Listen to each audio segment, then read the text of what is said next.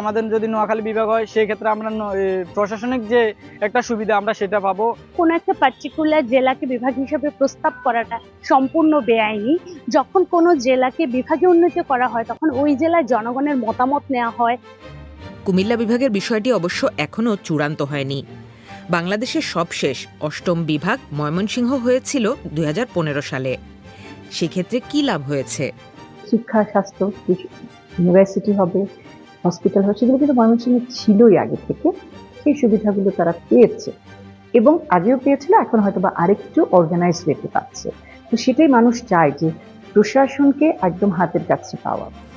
অন্যদিকে নতুন বিভাগ গঠন করতে হলে অনেক ধরনের জটিলতার জায়গাও রয়েছে। প্রাথমিকভাবে মন্ত্রিপরিষদের অনুমোদন, প্রয়োজনে আইন সংশোধন, গেজেট জারি, ডেটাবেজে পরিবর্তন আনার মতো বিষয় থাকে। এছাড়া যত ধরনের প্রশাসনিক পরিবর্তনের প্রয়োজন হয় সেক্ষেত্রেও থাকে নানা চ্যালেঞ্জ।